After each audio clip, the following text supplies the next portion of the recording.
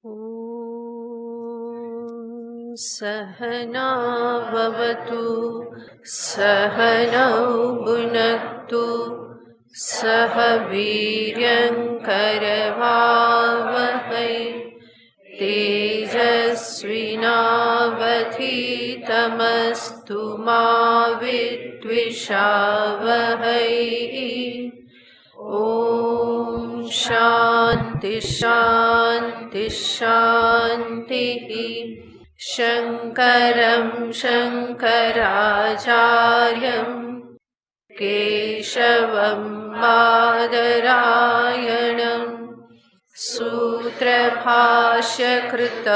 वन्दे भगवन्तौ पुनः पुनः।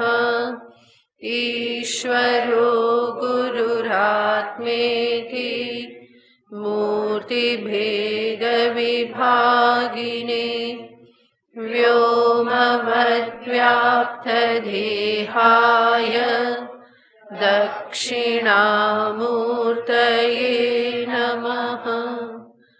ॐ पार्थाय प्रतिबोधितां भगवता नारायणेन स्वयं व्यासेन ग्रथितां पुराणमुनिना मध्ये महाभारतम् अद्वैतामृतवर्षिणीं भगवतीम् अष्टादशाध्यायिनीम् अम्ब त्वामनुसन्दधामि भगवद्गीते भवद्वेषिणी। 11वां श्लोक। श्रीभगवानुवाच अशोच्यानन्वशोचस्त्वं प्रज्ञावादांश्च भाषसे गतासूनगतासूंश्च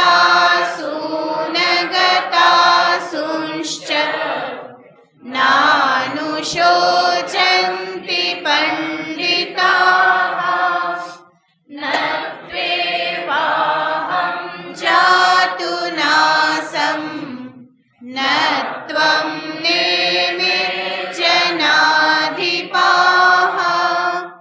न चैव न भविष्यामः सर्वे वयमतः परम् देहिनोऽस्मिन् यथा देहे कौमारं यौवनं जरा तथा देहान्तरप्राप्तिः धीरस्तत्र न मुह्यति मात्रा स्पर्शास्तु कौन्तेय शीतोष्णसुखदुःखदाः आगमापायिनो नित्याः तांसि तिक्षस्व भारत यं हि न व्यथयन्त्येते पुरुषं पुरुषर्षभ समदुःखसुखं धीरं सोऽमृतत्वाय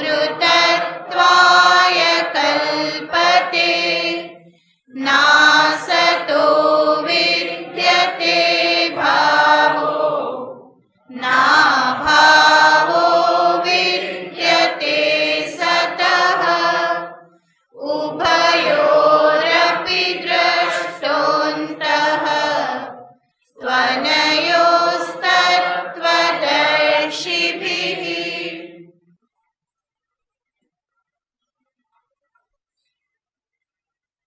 આપણે જાણીએ છીએ કે આ જગતમાં દરેક મનુષ્ય શાંતિ, સુખ આનંદને, જ્ઞાનને ઝંખે છે. એના દરેક પ્રયત્ન શાંતિ મેળવવા માટેના, કાં તો સુખ પ્રાપ્ત કરવા માટેના, કાં કંઈક જ્ઞાન પ્રાપ્ત કરવા માટેના, આમાંથી જ કોઈક પ્રયોજનને સામે રાખી અને મનુષ્ય પ્રવૃત્ત થાય છે. તો દરેક આ વસ્તુ જ ઝંખે છે. શાંતિ મળે, સુખ મળે, જ્ઞાન મળે, આનંદ મળે. આ જ ઝંખના દરેક મનુષ્યના અંતરમાં હોય છે. અને એટલા માટે જ એ વિવિધ પ્રવૃત્તિઓમાં પ્રવૃત્ત થાય છે કે પછી ક્યાંકથી નિવૃત્ત થાય છે. હકીકત એ છે કે મનુષ્ય જે આ શાંતિ, સુખ, જ્ઞાન ઝંખે છે એનો સાચો ઉપાય, મુખ્ય ઉપાય કેવલ શાસ્ત્ર દર્શાવે છે. ગીતા શાસ્ત્ર આ ઉપાયને દર્શાવે છે. પરંતુ જે આ ઉપાય જાણતા નથી અને પરિણામે જ્યાં પ્રવૃત્ત થાય છે ત્યાંથી અમુક સમય પૂરતી શાંતિ મળે, અમુક સમય માટે સુખ મળે, અમુક સમય માટે આનંદને પ્રાપ્ત કરે. એની વાસ્તવિક ઝંખના જે છે કે આ બધું મને હંમેશા પ્રાપ્ત થાય, અને એ ઝંખના કેવલ ગીતા શાસ્ત્ર પૂર્ણ કરે એમ છે. એવી શાંતિ પ્રદાન કરે કે જે વિક્ષેપમાં, ઘોંઘાટમાં પણ ટકી રહે. એવું સુખ પ્રદાન કરે કે જે દુઃખમાં પણ ટકી રહે. એવું જ્ઞાન પ્રદાન કરે કે જે અજ્ઞાનને પણ ઉજાડનારું બની રહે. તો આવી રીતના સુખ, શાંતિ, જ્ઞાન એ કેવળ શાસ્ત્ર દ્વારા પ્રાપ્ત થાય છે. એના દ્વારા બોધિત ઉપાયથી જ એને પ્રાપ્ત કરી શકાય છે. અહીંયા પણ વિચાર કરીએ તો આપણે જે આટલા બધા શબ્દ વાપરીએ છીએ, શાંતિ, સુખ, જ્ઞાન, આનંદ, તૃપ્તિ, આ બધા જ શબ્દો આમ જુદા લાગે, એનો શબ્દાર્થ પણ જુદો જુદો લાગે, પરંતુ એ સર્વનું તાત્પર્ય આપણે કાઢીએ તો બધા જ શબ્દ એક જ અર્થને દર્શાવનારા બની રહેશે. વાસ્તવિક શાંતિ અને સુખ એ બંને જુદા નથી. વાસ્તવિક સુખ અને જ્ઞાન એ બંને જુદા નથી. સુખ અને આનંદ પણ જુદા નથી. શાંતિ અને આનંદ પણ જુદા નથી. તો વાસ્તવમાં આ બધાનો તાત્પર્યાર્થ જે છે એ એક જ નીકળે છે. અને એટલા માટે આપણે એવું કહીએ કે દરેક મનુષ્ય સુખ ઝંખે છે. તો એવું કહેવું એ પણ ખોટું નથી. બહારથી એવું લાગે કે ઘણી જુદી જુદી વસ્તુઓની, વિષયોની, પરિસ્થિતિઓની એ ઝંખના કરે છે. દરેકની જુદી જુદી ઈચ્છા છે, પરંતુ એ દરેક ઈચ્છાની પાછળ એક ઈચ્છા કઈ છે, મને સુખ પ્રાપ્ત થાય. એટલું જ નહીં, જે સુખ મનુષ્ય ઝંખે છે એની એ સુખના વિષયની ઝંખના બહુ જ મોટી ઝંખના છે, બહુ મોટી અપેક્ષા છે એની. આપણે વિચાર નથી કર્યો એટલા માટે આપણને ખ્યાલ નથી આવતો, પરંતુ સુખ જે હું ઝંખું છું એની સાથે જો વિચાર કરું તો ઘણા બધા વિશેષણ લાગી શકે એમ છે. કેવું સુખ ઝંખું છું, આનો હું વિચાર કરું તો મને ખ્યાલ આવે.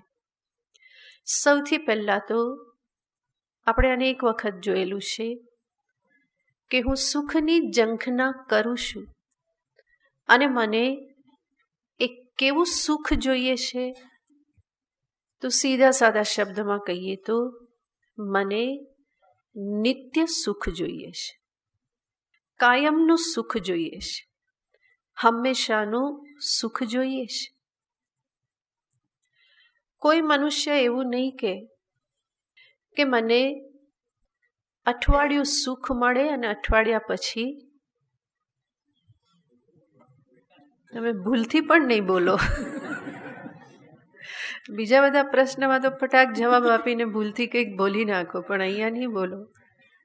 કારણ કે તમને અંદરથી બીક લાગે કે ક્યાંક આવું વાક્ય ભગવાને સાંભળી લીધું તો અઠવાડિયા માટે સુખ જોઈએ અને અઠવાડિયા પછી દુઃખ જોઈએ એવું કોઈ કહેતું નથી. કોઈ એવું પણ કહેતું નથી કે હું તો બહુ દિવસથી સુખી છું, હવે કંટાળી ગયો, હવે થોડું દુઃખ આવે તો. ના બાબા, બહારથી સારું બોલશો, અંદર શું બોલી લેશો? ના ના ના. તો સુખ હંમેશા કેવું જોઈએ છે? હંમેશનું જોઈએ છે. ગઈકાલે પણ સુખ જોઈતું હતું, આજે પણ સુખ જોઈએ છે અને કાલે ભવિષ્યમાં પણ મને સુખ જ જોઈએ છે. એટલા માટે જ સુખ હોય ત્યારે બધા ભગવાનને કે ભગવાન આવા ને આવા દિવસો રાખજો, આ દિવસો બદલાય નહીં. તો નિત્યનું સુખ જોઈએ છે, હંમેશા સુખ જોઈએ.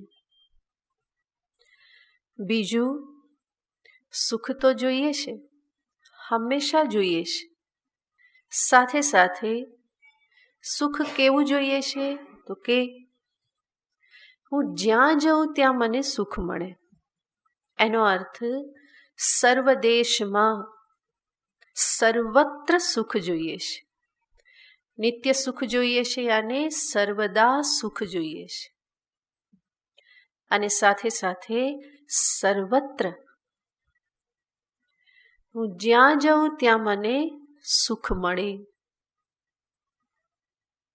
ઘરેથી અહીંયા સત્સંગ સાંભળવા આવું તો શું મળે? સુખ મળે. કંઈક એવું સાંભળવા મળે, સારી દિશા મળે, સાચી દિશા મળે, એનાથી મને સુખ થાય છે.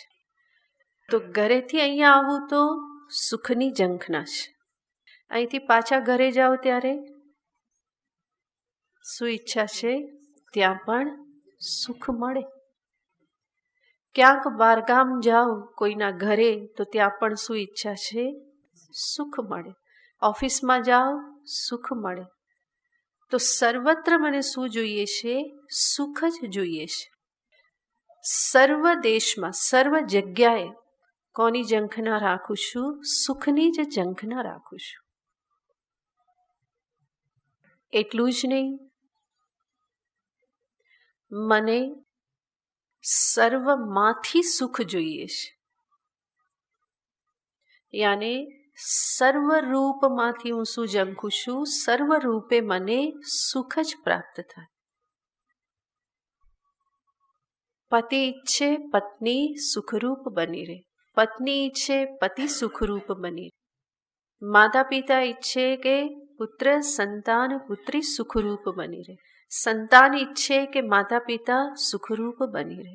તો કોઈ એવું ક્યારેય પણ વિચાર કરતું નથી પત્ની તો સુખરૂપ બની રહે પણ પુત્ર સુખ નહીં આપે તો.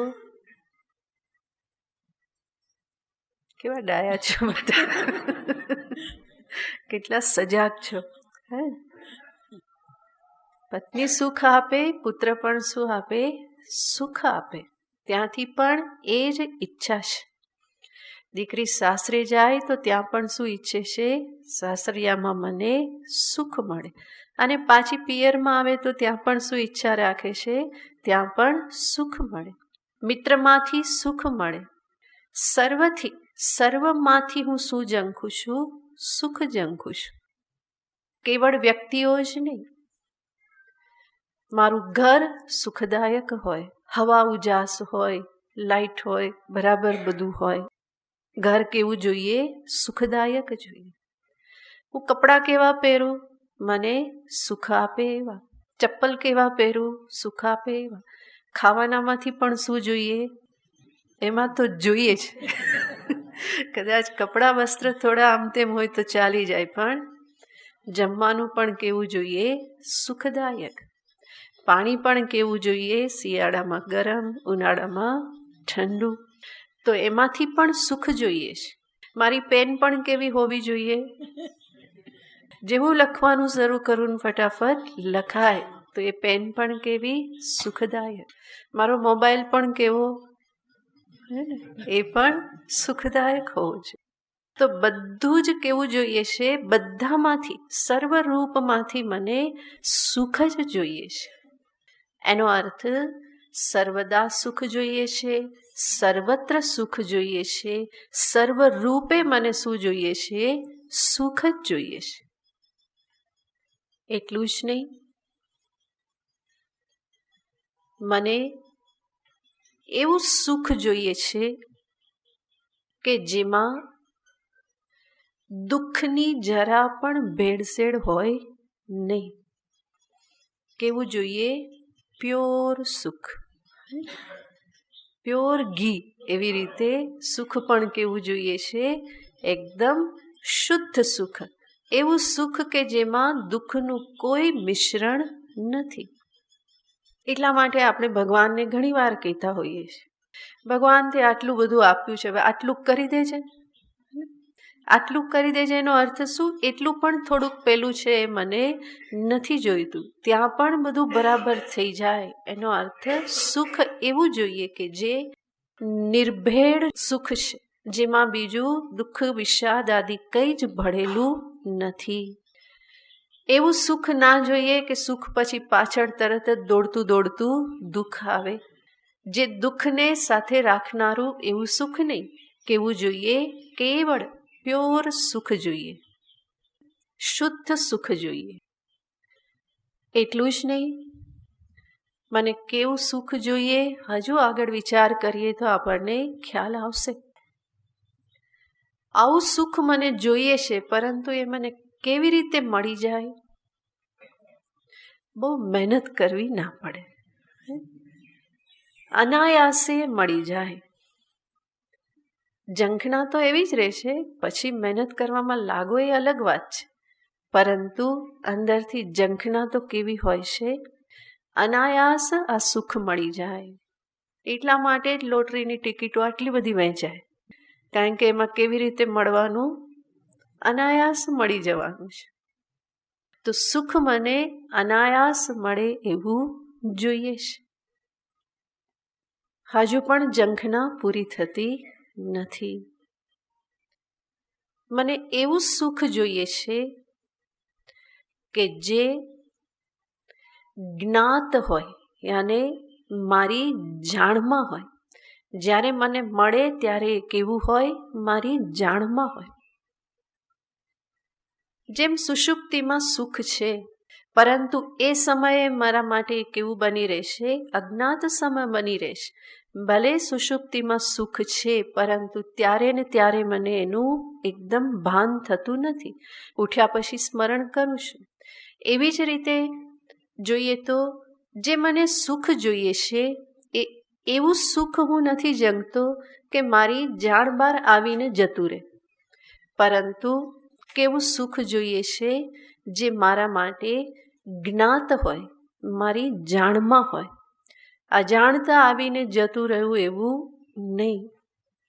એટલા માટે આપણે વ્યવહારમાં પણ જોઈએ છીએ, કોઈક આપણી પ્રિય વ્યક્તિ આવવાની હોય, આપણે ઉત્સુકતાથી એની રાહ જોતા હોઈએ, અને કંઈક કામ આવી ગયું ને આપણે જવું પડ્યું.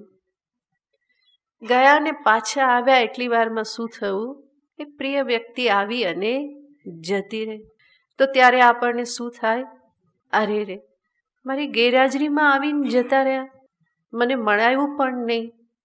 હું હોત ને આવ્યા હોત તો કેવું સારું થાત. શા માટે? કારણ કે હું હોઉં અને એ આવે તો એ સુખ મારા માટે કેવું બની રહેશે?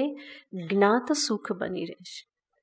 તો મને સુખ જોઈએ છે, પરંતુ આ બધું જ સાથે સાથે એમાં લાગેલું છે. આપણે ક્યારેય વિચાર નથી કર્યો પોતાની જ ઝંખના વિશે કે હું વાસ્તવમાં કેવું સુખ ઝંખું છું. તો આ બધા આપણા સુખના સ્વરૂપો છે કે એવા સુખને હું ઝંખું છું.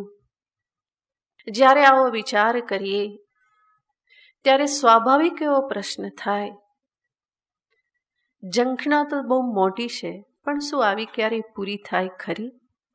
આવું સુખ તો કોઈને મળ્યું છે ખરું? આ તો માત્ર કલ્પના જ બની રહે. પણ એવું નથી. આ પ્રકારનું સુખ પ્રાપ્ત થાય એના માટેનો જ ઉપાય ગીતા શાસ્ત્ર દર્શાવે છે. અને એના મૂળમાં રહેલો છે વિવેક. સુખ હજુ સુધી પ્રાપ્ત નથી થયું એવું જે લાગે છે એનું કારણ છે મારી જ કોઈક ગેરસમજણ. અને ગેરસમજણને દૂર કરવા માટે જ આ વિવેક જ્ઞાનની જરૂર છે. કે જે વિવેક જ્ઞાન ભગવાન અર્જુનને સર્વપ્રથમ કરાવે છે. સત અસતનો વિવેક, આત્મા અનાત્માનો વિવેક. તો એનો જ ઉપદેશ ભગવાન અર્જુનને સર્વપ્રથમ આપે છે. સામાન્ય રીતે લોકોની ધારણા એવી હોય, ભગવાને અર્જુનને ગીતાજીનો ઉપદેશ આપ્યો અને ગીતાજીમાં ભગવાને શું કહ્યું? કર્મણ્યેવાધિકારસ્તે મા ફલેષુ કદાચન. આટલામાં જ ગીતાજી સમાપ્ત થઈ જાય. કોઈ પણ સામાન્ય વ્યક્તિને પૂછીએ કે વાત કરે ત્યારે શું દેખાય? ભગવાને શું કીધું છે? કર્મણ્યેવાધિકારસ્તે. પણ ગીતાજીમાં માત્ર એટલો જ ઉપદેશ નથી, એ ઉપદેશનો એક ભાગ છે. ગીતાજીમાં ભગવાને અનેક વિષયોનો ઉપદેશ આપ્યો છે અને એમાં મુખ્ય ઉપદેશ છે આ આત્મજ્ઞાનનો ઉપદેશ. અને જેનો પ્રારંભ ભગવાન આત્મા અનાત્માના વિવેકથી કરાવે છે. સત અસતનો વિવેક કરાવે છે.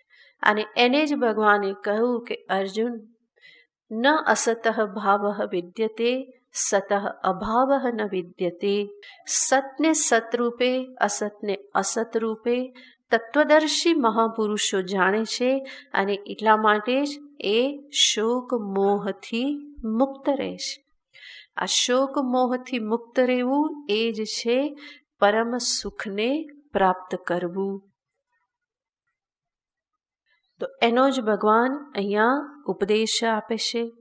સત અસતની વાત ભગવાને 16મા શ્લોકમાં કરી, જેનો વિચાર ગઈ વખતે કર્યો હતો. હવે એમાં જે ભગવાને કહ્યું સતઃ અભાવ ન વિદ્યતે અને બીજું કહ્યું અસતઃ ભાવ ન વિદ્યતે. આ જે બે વાક્યો ભગવાને કહ્યા, બે વચનો, એને જ સમજાવવા માટે હવે પછીના બીજા 2 શ્લોક છે, જેમાં 17મા શ્લોકમાં ભગવાન સત તત્વનું નિરૂપણ કરે છે કે જે મેં કહ્યું સતનો અભાવ થતો નથી.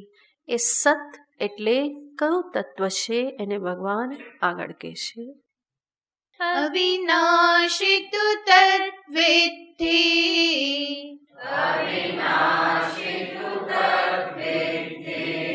યેન સર્વમિદં તતં,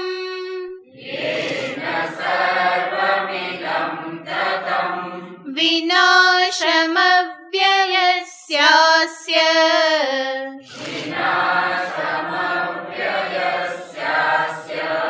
ન કશ્ચિત કર્તુમર્હતિ.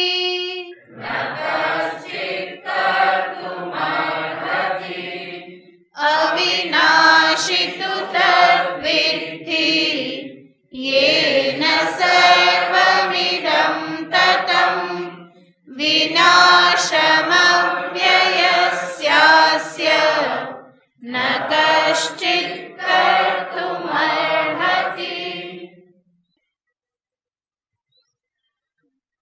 અવિનાશી તુ તદ્વિદ્ધિ.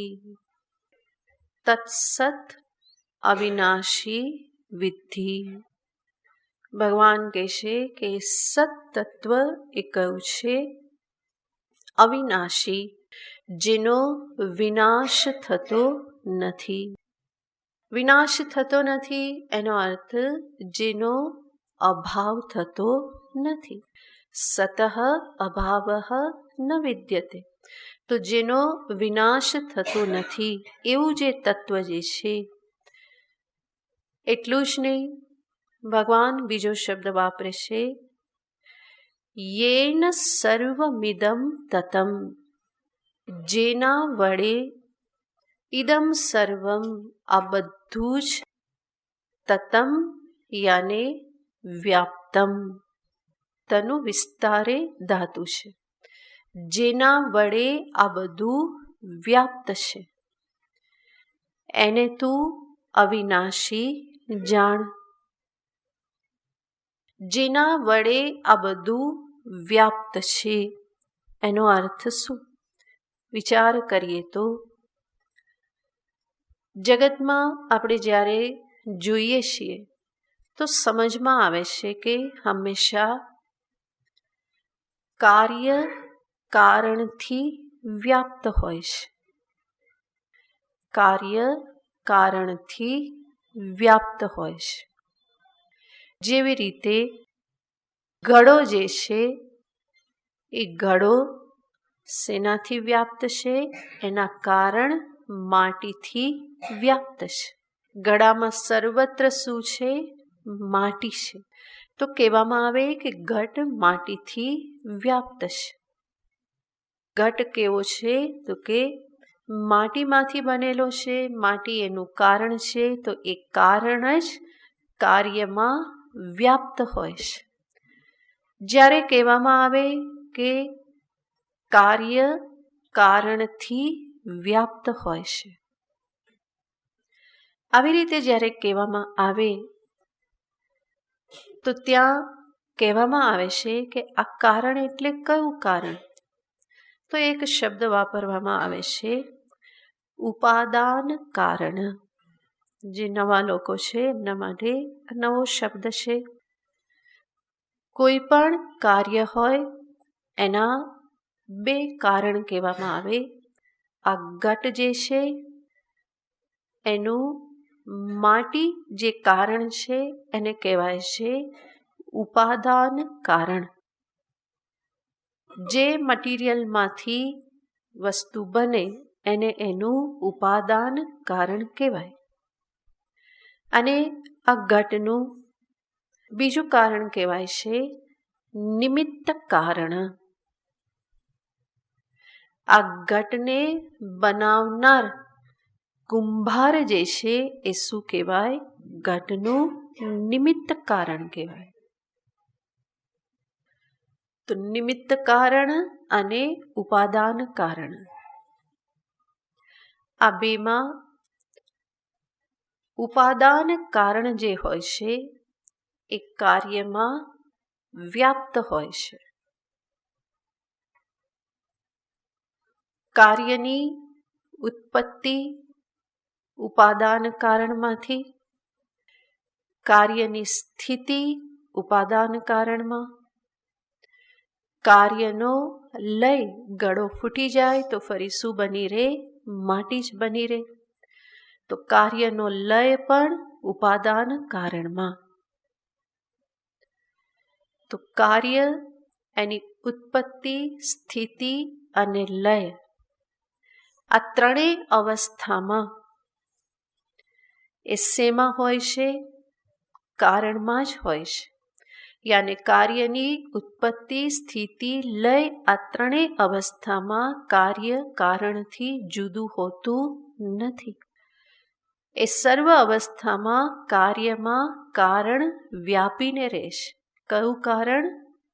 ઉપાદાન કારણ.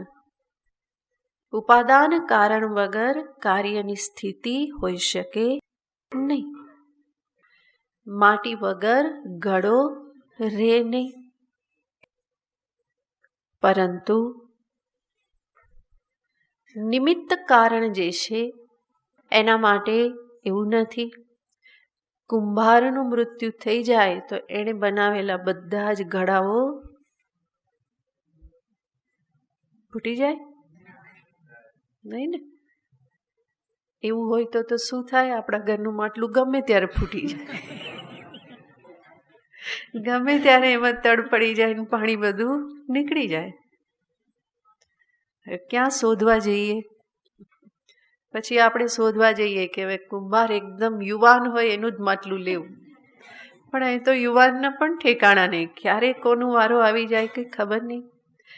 તો કુંભાર ના રે તો ઘટ ના રે એવું નથી, પરંતુ ઉપાદાન કારણ માટી ના રે તો ઘટ ના રે.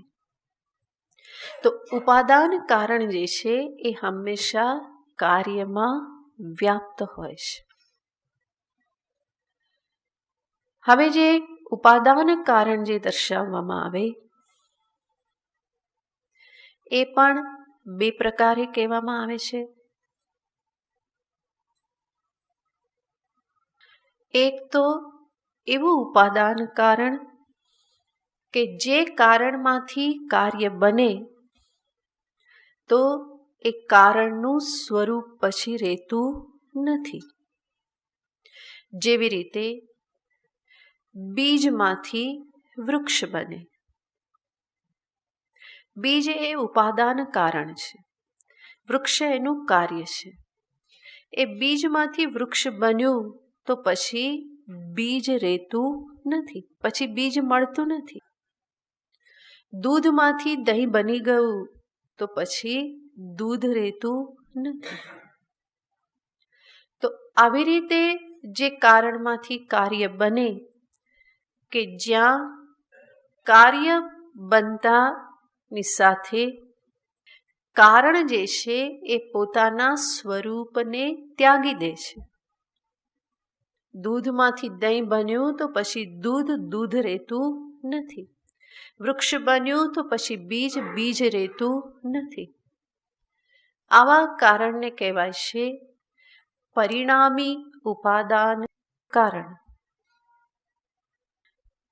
જ્યાં ઉપાદાન કારણ પરિણામને પ્રાપ્ત થઈ જાય છે, બીજા જ સ્વરૂપને પ્રાપ્ત થઈ જાય છે, તો એ છે પરિણામી ઉપાદાન કારણ. બીજું કારણ કહેવામાં આવે છે વિવર્ત ઉપાદાન કારણ. આ શબ્દ પણ નવો છે, વિવર્ત. વિવર્ત ઉપાદાન કારણ એટલે કેવું કારણ? જેમાંથી કાર્ય ઉત્પન્ન થવા છતાં કારણ એવું ને એવું જ રહે, એમાં કંઈ પરિવર્તન આવે નહીં. કાર્ય ઉત્પન્ન થવા છતાં પણ કારણના સ્વરૂપમાં કોઈ પરિવર્તન ન આવ્યું. અને છતાં પણ એ કારણ કાર્ય રૂપે જણાવવા લાગ્યું.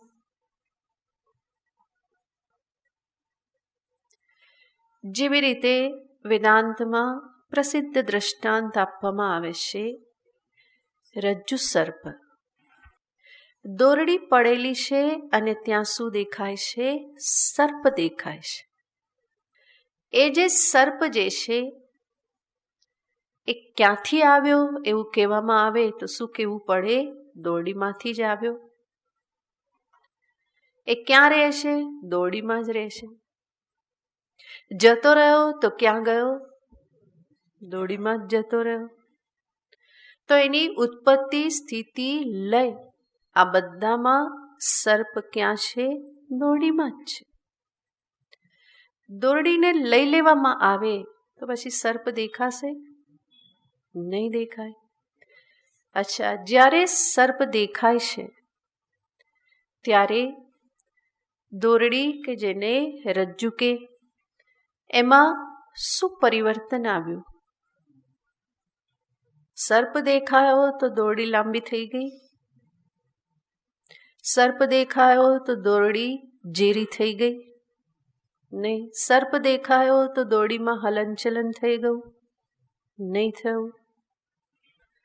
એનો અર્થ કારણમાં કોઈ પરિવર્તન થતું નથી અને છતાં પણ કાર્ય દેખાઈ જાય છે.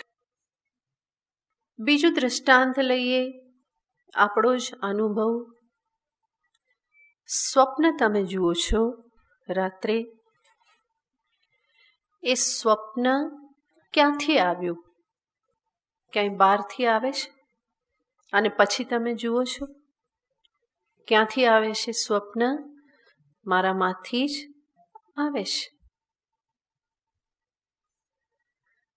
કેવડી મોટી સૃષ્ટિ સામે ખડી થઈ જાય છે, એ મારામાંથી જ આવે છે. મારામાં શું પરિવર્તન આવ્યું? કંઈ નહીં. સ્વપ્ન ખતમ થઈ ગયું તો ક્યાં જતું રહેશે? મારામાં જ વિલીન થાય છે. એ સૃષ્ટિ મારામાં વિલીન થાય છે તો મારું વજન વધી જાય છે? નથી વધતું. તો કોઈ પરિવર્તન કારણમાં થતું નથી અને કાર્ય જણાઈ જાય. એવા કારણને કહેવાય છે વિવર્ત કારણ. અને કાર્યમાં વિવર્ત કારણ જ સર્વત્ર વ્યાપ્ત હોય છે. કારણ સિવાય કાર્ય જેવું ત્યાં કંઈ હોતું જ નથી. બીજું દ્રષ્ટાંત લઈએ સરળતાથી સમજવા માટે. સુવર્ણમાંથી આભૂષણ બને છે.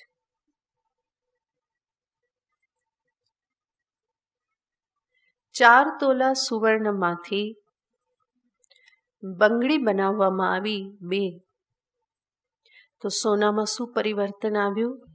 સિવાય કે સોની કંઈ ભેળસેળ કરે, બરાબર. પણ સુવર્ણમાંથી બંગડી બને તો સુવર્ણના સ્વરૂપમાં શું ફેર પડે છે? કંઈ ફેર પડતો નથી. અંતે તો હેમનું હેમ હોય. આવું જે કારણ, એને જ શું કહેવાય? વિવર્ત કારણ. અહીંયા જ્યારે ભગવાન કહે છે યેન સર્વમિદં તતમ, જેના વડે આ બધું જ વ્યાપ્ત છે, એને તું અવિનાશી જાણ. તો કોના વડે વ્યાપ્ત છે? તો કહેવામાં આવે છે આ સમસ્ત જગત જે છે, નામરૂપાત્મક જગત, એનું કારણ પરમાત્મા જ છે. જરૂર આપણે એટલું તો સમજીએ છીએ કે જગતને બનાવનાર ઈશ્વર છે, પરમાત્મા છે. પરંતુ વેદશાસ્ત્ર કહેશે જગતને બનાવનાર પરમાત્મા છે અને જગત રૂપે બનનાર પણ કોણ છે? પરમાત્મા જ છે. યાને પરમાત્મા ઈશ્વર જ જગતનું નિમિત્ત કારણ છે. જેવી રીતે કુંભાર ઘડાને બનાવનાર કુંભાર, એવી રીતે જગતને બનાવનાર નિમિત્ત કારણ ઈશ્વર છે. અને મોટા ભાગના દર્શનમાં, મોટા ભાગની ફિલોસોફીમાં ઈશ્વરને નિમિત્ત કારણ તરીકે સ્વીકારવામાં આવેલા જ છે. બધા જ એ વાત સ્વીકાર કરે છે કે આ જગતને બનાવનાર ઈશ્વર છે. પરંતુ જગતના નિમિત્ત કારણ ઉપરાંત ઉપાદાન કારણ રૂપે પણ ઈશ્વર છે. યાને જગત રૂપે બનનાર પણ પરમાત્મા જ છે એવું કહેનાર માત્ર વેદશાસ્ત્ર છે, વેદાંત શાસ્ત્ર છે. ઉપનિષદ કહે છે યતો વા ઇમાની ભૂતાની જાયન્તે યેન જાતાની જીવંતી યત પ્રયંત્ય વિષમ વિશંતીતિ તત બ્રહ્મ. સાક્ષાત વચન છે, વેદ વચન, જેમાંથી આ બધા જ જીવો ભૂતો બધા ઉત્પન્ન થાય છે, જેમાં બધા સ્થિત રહેશે અને જેમાં ફરી પાછા લય પામી જાય છે. તત બ્રહ્મ તદ્વિજિજ્ઞાસસ્વ, એ બ્રહ્મ છે અને એને જાણવાની તું ઈચ્છા કર. તો સાક્ષાત શ્રુતિ પ્રમાણથી આ સિદ્ધ થાય છે કે ઈશ્વર જ આ જગતનું ઉપાદાન કારણ પણ છે. એનો અર્થ જગતનું નિમિત્ત કારણ પણ ઈશ્વર અને ઉપાદાન કારણ પણ ઈશ્વર છે. સામાન્ય રીતે આ બે કારણ જુદા જુદા હોય.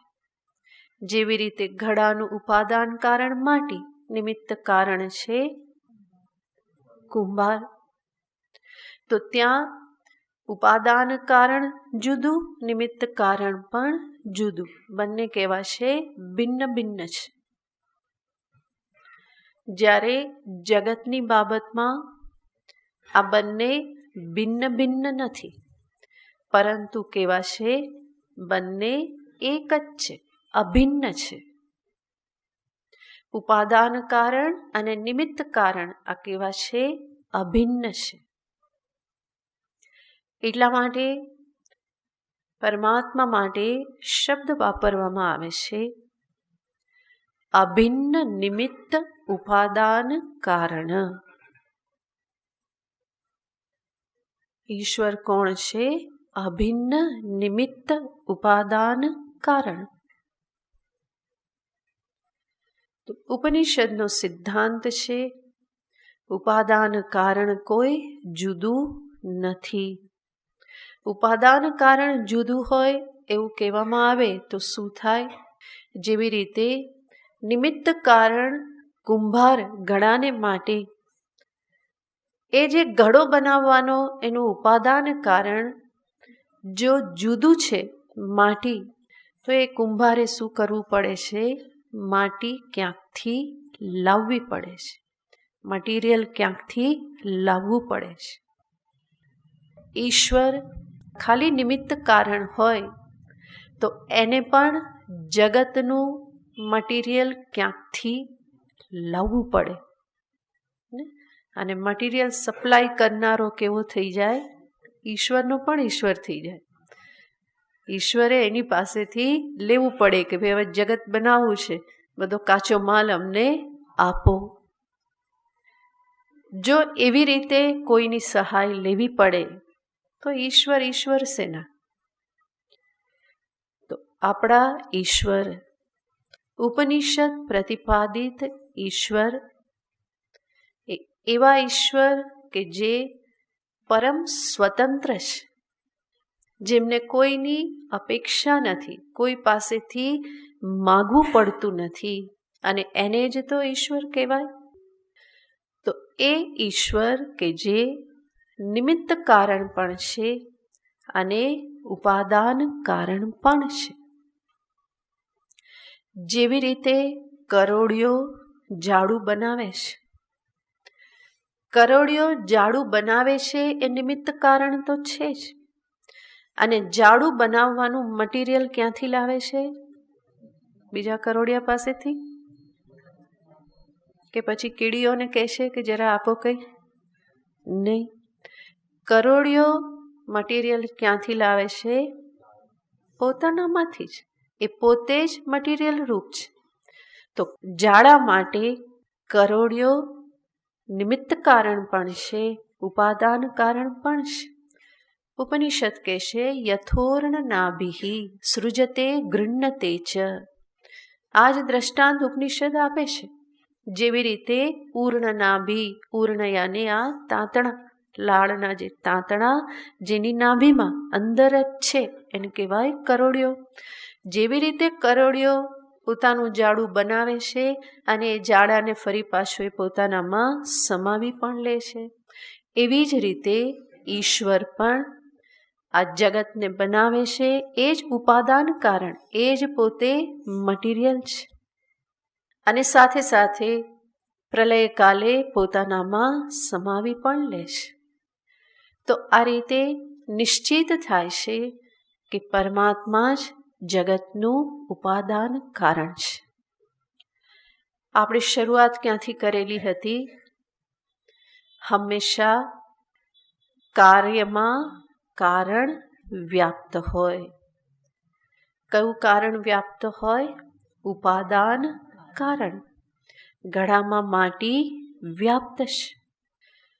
પરમાત્મા જગતનું ઉપાદાન કારણ કહેવામાં આવે એનો અર્થ શું થયો?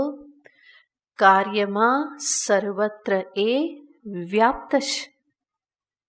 યેન સર્વમિદં તતમ, જેના વડે આ બધું જ વ્યાપ્ત છે. અને સાથે સાથે સમજવાનું છે કે પરમાત્મા એક કેવું ઉપાદાન કારણ છે? તો કે દૂધ દહીં જેવું નહીં, બીજ અને વૃક્ષ જેવું નહીં કે વૃક્ષ બન્યું તો બીજ દેખાતું પણ નથી, રહેતું જ નથી. દહીં બન્યું તો દૂધ રહેતું નથી. પરમાત્મા જગતનું એવું કારણ નથી કે જગત બન્યું તો જગદીશ ખતમ, એવું નથી. પરંતુ કેવું કારણ છે? તો કે સર્વરૂપે બનવા છતાં પણ સ્વયં તો એવા ને એવા જ રહે છે. એમાં કોઈ પરિવર્તન આવતું નથી. જગત રૂપે કાર્યરૂપે અભિવ્યક્ત થવા છતાં પણ સ્વયં પોતાના સ્વરૂપે સ્થિત છે જ. જેવી રીતે હું સ્વપ્ન સૃષ્ટિ રૂપે હું અભિવ્યક્ત થયો છતાં પણ હું કેવો છું? જેવો છું એવો જ, કંઈ વધઘટ થતું નથી, કોઈ પરિવર્તન આવતું નથી. એવી જ રીતે ઈશ્વર દ્વારા આ સૃષ્ટિ જ્યારે બનાવવામાં આવી તો એના દ્વારા ઈશ્વરમાં કોઈ પરિવર્તન આવેલું નથી. પરમાત્મા જે સ્વરૂપે હતા એ જ સ્વરૂપે જગત રૂપે પ્રગટ થયા પછી પણ રહે છે. જેવી રીતે સર્પ રૂપે દેખાય ત્યારે પણ રજ્જુ તો રજ્જુ જ છે, એમાં કોઈ પરિવર્તન નથી. એવી જ રીતે આ નામરૂપાત્મક જગત રૂપે જ્યારે ઈશ્વર જણાય છે ત્યારે પણ પરમાત્મા પરમાત્મા જ છે, એમાં કોઈ પરિવર્તન આવતું નથી. જેવી રીતે રજ્જુ વગર સર્પનું અસ્તિત્વ નથી. સર્પ સંપૂર્ણપણે કયા રૂપે છે? રજ્જુ રૂપ જ છે. સર્પની લંબાઈ કેટલી હશે? જેટલી દોરડીની લંબાઈ. સર્પની જાડાઈ પણ કેટલી હશે? જેટલી દોરડી છે જાડી એટલી જ. સર્પનું વજન કેટલું હશે? જેટલું વજન દોરડીનું છે. તો સર્પનું રજ્જુથી જુદું કોઈ અસ્તિત્વ નથી. એવી જ રીતે આ જગતનું જગદીશથી જુદું કોઈ અસ્તિત્વ નથી. એ રૂપે જેવી રીતે સર્પ રૂપે રજ્જુ જ અભિવ્યક્ત થાય છે, એ જ પ્રમાણે આ જગત રૂપે પરમાત્મા જ અભિવ્યક્ત થયા છે. અને જેવી રીતે સર્પમાં સર્વત્ર રજ્જુ વ્યાપ્ત છે, એવી જ રીતે આ સમસ્ત જગતમાં પરમાત્મા સર્વત્ર સર્વરૂપે વ્યાપ્ત છે. એને જ ભગવાન અહીંયા કહે છે યેન ઇદમ સર્વમ તતમ, જેના વડે આ બધું જ વ્યાપ્ત છે. ઉપનિષદ પણ અનેક જગ્યાએ કહે છે બ્રહ્મૈ વેદમ સર્વમ, આ બધું જ શું છે? બ્રહ્મરૂપ જ છે. સર્વમ ખલ્વિદમ બ્રહ્મ, આ બધું બ્રહ્મ જ છે. આત્મૈ વેદમ સર્વમ, આ બધું એક આત્મા જ છે. સ એવ ઇદમ સર્વમ, સ પરમાત્મા જ આ સર્વરૂપે રહેલા છે. પુરુષ એવ ઇદમ સર્વમ, આ બધા જ વચનો આવે છે શાસ્ત્રમાં. જેમાં કહેશે બ્રહ્મ જ બધું છે, પુરુષ જ બધું છે, તે જ બધું છે, આત્મા જ બધું છે, અહમેવ ઇદમ સર્વમ, આવું પણ વચન છે. તો જ્યારે આ પ્રમાણે જ્યારે ઉપનિષદ કહેશે એનો અર્થ શું થયો? પરમાત્મા જ આ સર્વ રૂપે રહેલા છે. સ્વયં ભગવાન ગીતાજીમાં આગળ કહેશે મયા તતમિદમ સર્વમ જગદ વ્યક્ત મૂર્તિના. મયા તતમ ઇદમ, ભગવાન અહીંયા કહેશે યેન ઇદમ સર્વમ તતમ, અને પછી ભગવાન આગળ શું કહેવાના છે? મયા તતમિદમ સર્વમ, મારા વડે આ બધું જ વ્યાપ્ત છે. તો એનાથી જ શું સિદ્ધ થઈ જાય છે? આ સમસ્ત જગત શેના વડે વ્યાપ્ત છે? પરમાત્મા વડે જ વ્યાપ્ત છે. અર્જુન પણ કહેશે 11મા અધ્યાયમાં ત્વયા તતમ વિશ્વમનંત રૂપ, ભગવાનને કહેશે કે પ્રભુ ત્વયા તતમ, આ બધું આપના વડે જ વ્યાપ્ત છે. તો આ રીતે ભિન્ન ભિન્ન વચનો જે છે એ એક જ અર્થને બતાવે છે કે સમસ્ત જગત શેનાથી વ્યાપ્ત છે? પરમાત્માથી વ્યાપ્ત છે. સ્વાભાવિક તમે કહેશો બધે પરમાત્માથી વ્યાપ્ત છે પણ ક્યાંય દેખાતા તો નથી. તમે કહો એટલે અમારાથી કંઈ ચૂચા તો કરાય નહીં. અને પાછા યુક્તિ સાથે, લોજિક સાથે બધું કહો એટલે માથું તો હલાવવું જ પડે. પણ માથું બહારથી હલાવીએ તો પણ અંદરથી તો શું લાગે? આવું કેવું હશે કે તો એને એ જ આપણે સમજાવવા માટે ફરી જોવું પડે કેવી રીતે વ્યાપ્ત છે.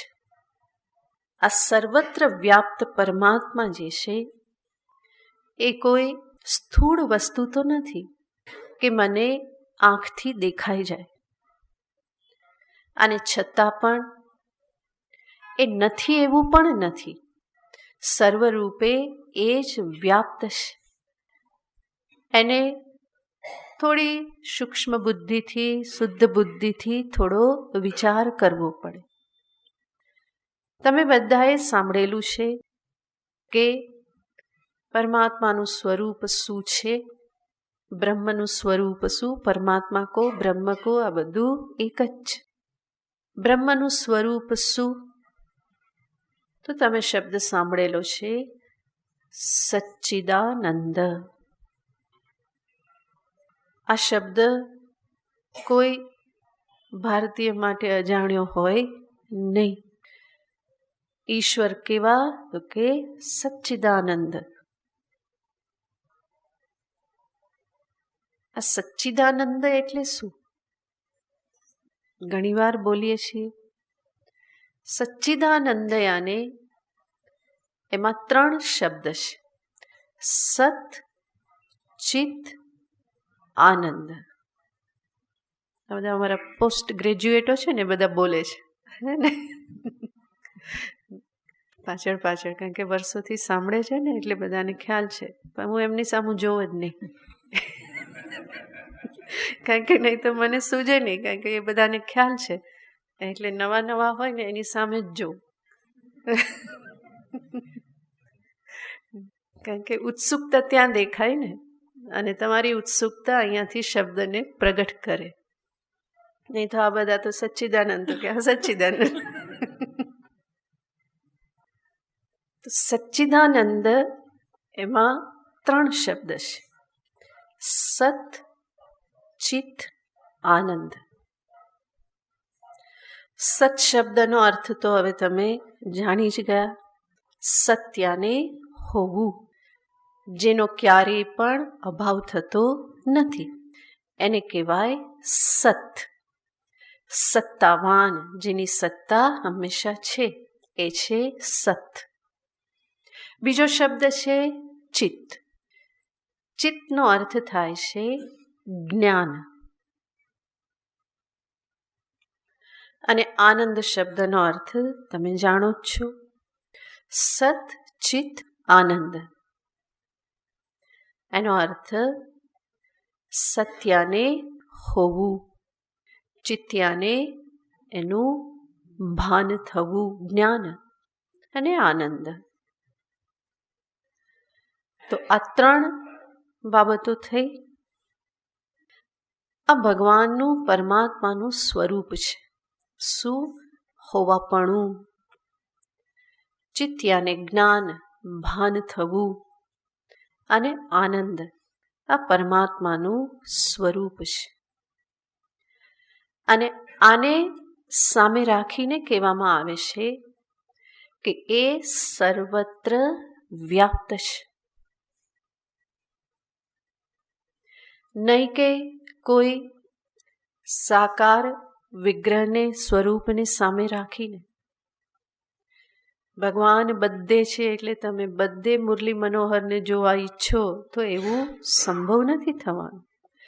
તો વ્યાપ્ત રૂપે સર્વત્ર, કણ કણમાં વ્યાપ્ત છે જે કહેવામાં આવે છે એ આ સ્વરૂપને સામે રાખીને કહેવાય છે.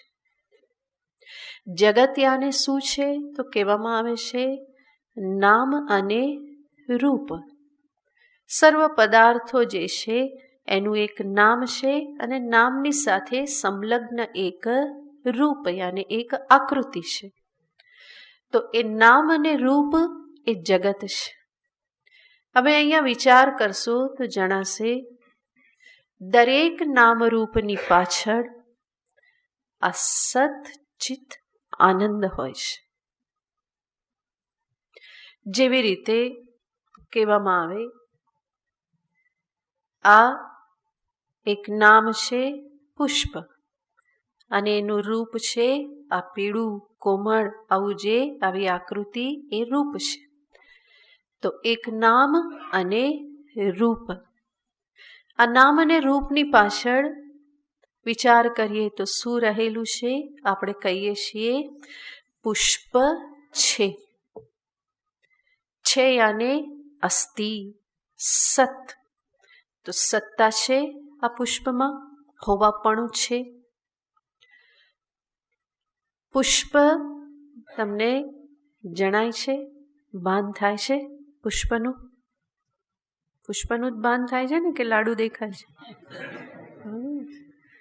પુષ્પ ને પુષ્પમ અસ્તિ. અને પુષ્પ જણાય છે. એને સંસ્કૃતમાં કહેવાય પુષ્પમ ભાતિ, જણાય છે. જણાયા વગર અસ્તિ એવું કહેવાશે? ભાન વગર એને અસ્તિ છે એવું કહી શકાય નહીં. તો અસ્તિત્વની સાથે હંમેશા શું રહેલું હોય? ભાન, જ્ઞાન રહેલું હોય. અને એ જ છે ચિત્ત. અસ્તિ છે સત, ભાન છે ચિત્ત. અને આ પુષ્પ કેવું છે? ઉપયોગી છે, જોવું ગમે એવું છે, સુખ આપે છે. માટે એમાં શું રહેલું છે તો કે પાછળ આનંદ પણ છે. તો પ્રત્યેક નામ અને રૂપની પાછળ શું હોય છે? અસ્તિ, ભાતિ અને પ્રિયતા. દરેક વિષયને તમે લો તો બધાની પાછળ આ દેખાવાનું જ છે. એના વગર નામરૂપની સિદ્ધિ થાય નહીં. આ શું છે? ઘટ. ઘટ નામ, ઘટનું રૂપ. ઘટ, ઘટઃ અસ્તિ, ઘડો છે.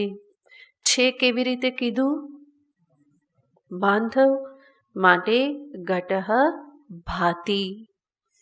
અને ઘડો કેવો છે? પ્રિય છે. જ્યાં પણ પ્રિયતા હોય, પ્રિયતાની પાછળ કારણ કોણ હોય? આનંદ જ હોય. આ ઘડો પણ કેવો છે? પ્રિય છે. શા માટે પ્રિય છે?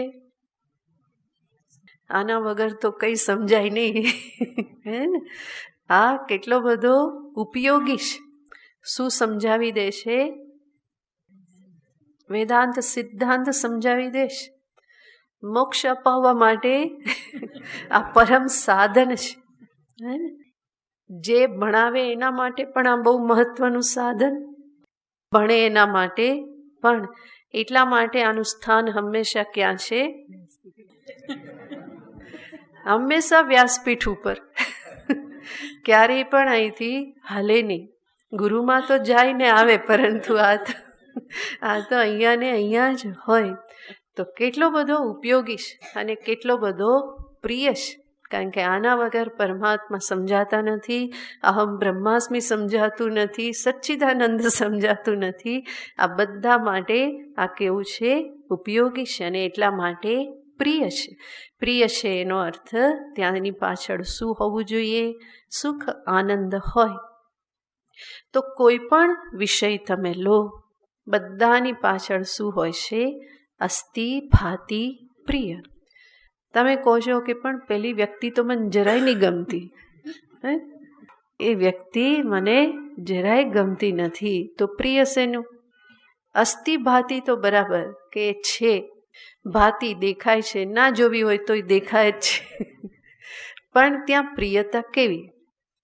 એનો ઉત્તર એ જ છે કે એ તમારા માટે પ્રિય નથી, બીજા કોઈના માટે તો એ પ્રિય છે જ. અને એટલા માટે ત્યાં પણ સાથે શું રહેલું છે? સુખ આનંદ છે જ. તો પરમાત્માનો સદંશ જે છે, સદરૂપ જે છે, એ જ અસ્થિ રૂપે પ્રગટ થાય છે. ચિદ્રૂપ જે છે એ ભાતિ રૂપે પ્રગટ થાય છે. અને આનંદ રૂપ જે છે એ પ્રિયતા રૂપે પ્રગટ થાય છે. તમે કોઈ એક પણ પદાર્થ શોધીને આપો કે જ્યાં અસ્થિ ભાતિ પ્રિયતા ના હોય. લઈ આવશો શુક્રવારે? કે આ અમે શોધીને આ લાવ્યા છીએ, જેમાં શું નથી? અસ્થિ ભાતિ પ્રિય નથી. લાવશો કઈ નહીં મળે. એનો અર્થ શું? તમને બધે કોણ દેખાયું? અસ્થિ ભાતિ પ્રિય દેખાયું. એ અસ્થિ ભાતિ પ્રિય દેખાયું એનો જ અર્થ શું દેખાયું? સચ્ચિદાનંદ. સચ્ચિદાનંદ દેખાયું એનો અર્થ શું દેખાયું? પરમાત્મા. પરમાત્માનું જ્ઞાન થઈ ગયું. એ ક્યાં છે? સર્વત્ર વ્યાપ્ત છે. યેન સર્વમિદમ તતમ. હવે કહેશો કે ક્યાંય દેખાતા નથી, ક્યાંય જણાતા નથી. એ ક્યાં નથી એ વિચાર કરવો પડશે. ક્યાં છે એ નહીં. અને કોઈ સ્થળ એવું નહીં મળે, કોઈ પદાર્થ એવો નહીં મળે કે જ્યાં આ અસ્થિ ભાતિ પ્રિયતા નથી. આ એને આંખથી નહીં જોઈ શકાય. અસ્તિત્વને આંખથી, શુદ્ધ અસ્તિત્વને ના જોઈ શકાય. નામરૂપને આપણે જોઈએ ને એની પાછળ અસ્થિને આપણે રાખીએ. તો પરમાત્મા ચક્ષુગ્રાહ્ય નથી, ઇન્દ્રિય ગ્રાહ્ય નથી. એટલા માટે આંખથી દેખાઈ જાય એવો આગ્રહ રાખવો એ નકામો છે. એટલા માટે જ અહીંયા જે પણ કહેવામાં આવે છે એ શું છે? તો કે સમજદારી છે. શુદ્ધ બુદ્ધિ, શાંત બુદ્ધિથી, એકાગ્ર બુદ્ધિથી વિચાર કરવામાં આવે તો ધીમે ધીમે આ સત્ય જે છે એ સમજમાં આવે કે ભગવાન જે કહેશે યેન સર્વમિદમ તતમ. જેના વડે આ બધું વ્યાપ્ત છે એને તું અવિનાશી જાણ. આ સચ્ચિત આનંદ એ કેવું છે? અવિનાશી છે. આ ઘટ કદાચ ફૂટી જાય, આ પુષ્પ કરમાઈ જાય અને માટી બની જાય તો ઘટ પુષ્પ જે છે એ કેવા છે? બદલાતા રહેશે. એ કેવા છે? તો કે એનો અભાવ થઈ શકે. અસતઃ ભાવ ન વિદ્યતે. એ હંમેશા એક સરખું રહેશે નહીં. પરંતુ ઘટનો અભાવ થવા છતાં પણ સચ્ચિત આનંદનો અભાવ થતો નથી. પુષ્પ નહીં રહે પરંતુ અસ્થિ ભાતિ પ્રિય તો રહેશે. આ પુષ્પ નહીં રહે પછી આપણે શું કહેશું? આ કેવું પુષ્પ છે? વાસી કરમાયેલું પુષ્પ છે એવું જણાય છે અને એ પણ કામનું છે ખાતર બનાવવા માટે. એ પુષ્પ પણ ના રહ્યું. અંતે શું થઈ ગયું? માટી બની ગઈ. તો માટી છે, માટી જણાય છે અને માટી પ્રિય છે. એવી જ રીતે આ ઘટનું તો સર્વત્ર નામરૂપ બદલાય, નામરૂપનો નાશ થાય, પરંતુ અસ્થિભાતિ પ્રિયનો નાશ થતો નથી. માટે ભગવાન કહેશે, જેના વડે આ જગત વ્યાપ્ત છે, બધું જ વ્યાપ્ત છે, એને તું અવિનાશી જાણ. એ અવિનાશી એટલે જ શું?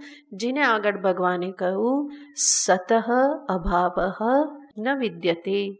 આ સત સ્વરૂપ જેનો ક્યારેય અભાવ થતો નથી એને જ કહેવાય સત. ભગવાન કહેશે કે અર્જુન, એને તું અવિનાશી જાણ. જે સત સર્વત્ર નામરૂપની પાછળ વ્યાપ્ત છે, તત અવિનાશી વિદ્ધિ. એને તું અવિનાશી રૂપે, નિત્ય રૂપે એને તું જાણ. આટલું કયા પછી ભગવાન કહેશે, વિનાશ અવ્યયસ્ય અસ્ય. આવું આજે તત્વ, અવિનાશી તત્વ જે છે એનો વિનાશ કરવો કોઈના માટે સંભવ નથી. ન કશ્ચિત કર્તુમ અર્હતિ અસ્ય વિનાશઃ. આવા આ તત્વનો વિનાશ, નાશ કોઈના પણ માટે કરવો સંભવ નથી. શા માટે? એ કેવું છે? અવ્યય, જેનો ક્યારેય પણ વ્યય, નાશ થતો નથી. તો એ સત્તત્વને જ ભગવાને આ શ્લોકમાં દર્શાવ્યું. કોઈ પણ એનો અર્થ ભગવાન અર્જુનને કહેવા માગે છે કે અર્જુન, તું પણ આ સતનો નાશ કરી શકે એમ નથી. ગમે એવો તું બાણાવળી હોય અને ગમે એવું તું ઘનઘોર યુદ્ધ કરે તો પણ આ અવિનાશી સત્તત્વનો તું નાશ ના કરી શકે, કોઈ પણ કરી શકે નહીં. ન કશ્ચિત કર્તુમ અર્હતિ. એનો વિનાશ કરવાને માટે કોઈનામાં સામર્થ્ય, યોગ્યતા છે નહીં. વિશેષ પછી જોઈશું. ઓમ પૂર્ણમદ પૂર્ણમિદં પૂર્ણાત પૂર્ણમુદચ્યતે પૂર્ણસ્ય પૂર્ણમાદાય પૂર્ણમેવાવશિષ્યતે. ઓમ શાંતિ શાંતિ શાંતિ. હરિ ઓમ. શ્રી ગુરુભ્યો નમઃ. હરિ ઓમ.